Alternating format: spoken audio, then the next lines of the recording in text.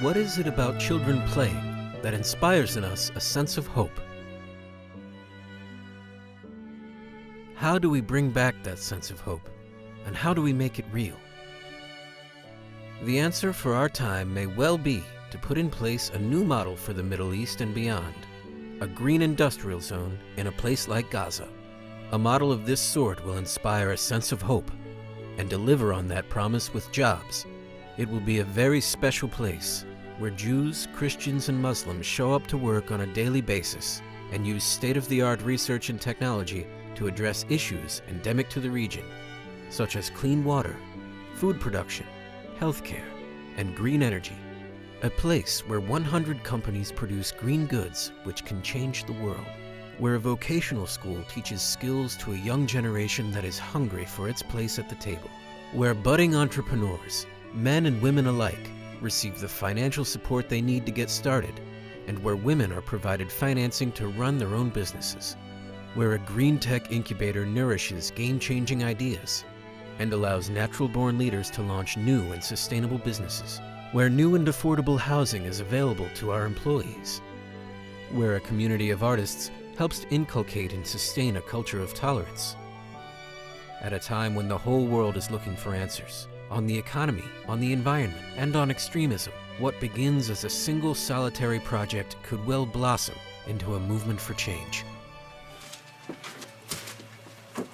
What I was trying to say is this: we can speak to one another around a negotiating table. We each have our points of view, we each have ideas, we each have opinions. We could try to get to peace in that way by talking to one another. But nowadays we're speaking at one another. So everybody is so invested in their points of view that it's very hard to make progress. Another alternative might be to actually build something that speaks louder than words and that points to the possibility of peace. That in and of itself creates its own reality, a self-evident reality that says, look, people can get along, they can work together to solve common problems. That by itself will take you where you want to be and will open the door for future negotiations. We actually have to condition people for the possibility of peace. And to do that, you need substantive projects on the ground that speak louder than words. Projects like green industrial zones, where everybody is working together and humanizing each other in each other's eyes. The initial idea came when we were in a restaurant in Lake Como. They had paper mats, and all of a sudden, it never happened to me before, there was almost like a vision that grabs hold of you. It's not that you have the vision, it's that the vision has you. So I just wrote quickly what I call an ideology of common sense, a shared belief based on universal truths and values, a new framework for rational discourse. And it looks to common roots, common values, common aspirations. Then you have what we call, I wrote, economic incentives or investments. So you could have public and private investment. One way of thinking of it is a Marshall Plan for the Middle East. But it would involve investing in a new model that inspires in people hope and delivers on that promise with jobs. Remember, like we said before, the world is coming together economically. The world is coming together technologically. The world is coming together environmentally. Because of that, it's time to come together ideologically. The ideology we believe in is an ideology of common sense. It's a new framework for rational discourse based on common sense principles by which we speak to one another with common sense and with a sense of personal dignity. It's how we speak to one another. Now, a lot of this project in Gaza seems like it doesn't make sense, but that's the point.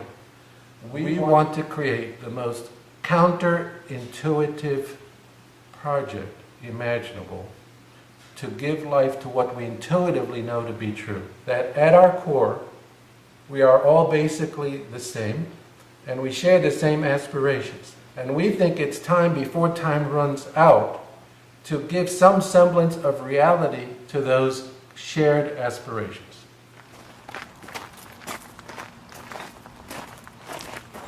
I would say don't let love stop at the doorpost. I mean, expand your notion of love. And if you have love, you have to show it. I mean, does love exist if you don't bother to show it?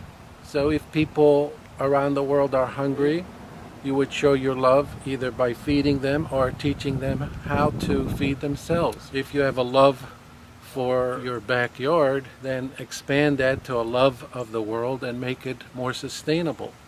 Take your notions of love, take the way you organize your family and the harmony you try to create in your family, and try to expand your horizons to apply those values and that sense of love to the world as a whole. And then that may require us to reset certain aspects of how we live, to reset how our economic system works so that everybody gets a place at the table, a stake in his future, to reset how we think about environmental policy so that, yes, we make money, but not by polluting the world. We make money by perhaps sustaining the world.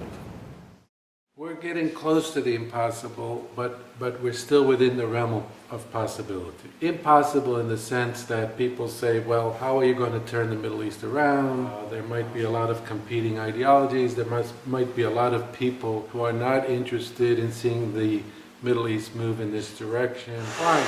Taking all that into consideration, we still believe that given the problems we face now, the solutions to those problems could be packaged in the right way within the realm of possibility to effectuate positive change. And the way you do that is that you design the model to address each and every one of those problems individually. So if women are being marginalized, you empower female entrepreneurs. If you have a young generation that's alienated, you teach them vocational skills they need to perform green jobs. If the environment is being degraded, you have companies that are producing products to sustain and protect the environment. If there's a culture of intolerance, you have a community of artists that can inculcate and sustain a culture of tolerance. So in other words, whatever you see as a problem can be addressed in this model and can give people confidence that yes, it's possible, and in a way, it may be the only way to go.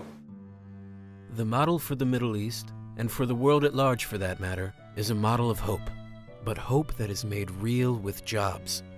Such a model will help stabilize the region as a whole, and will provide answers to the three greatest questions of our time. How do we grow our economies? How do we protect the environment? And how do we weaken the hold of extremist thinking, wherever such thinking is to be found?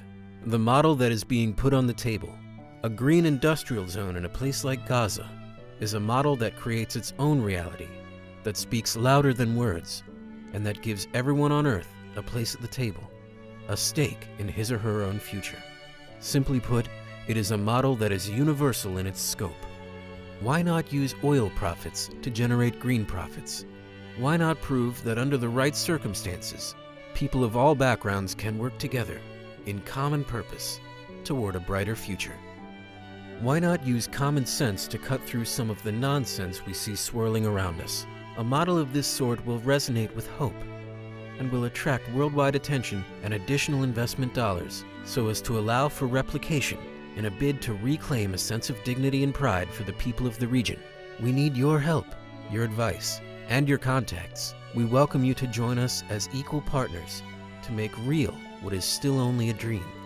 If you have a comment, please feel free to keep the dialogue going on our website. And if you know of someone we should speak with, please let us know. We can't do this alone.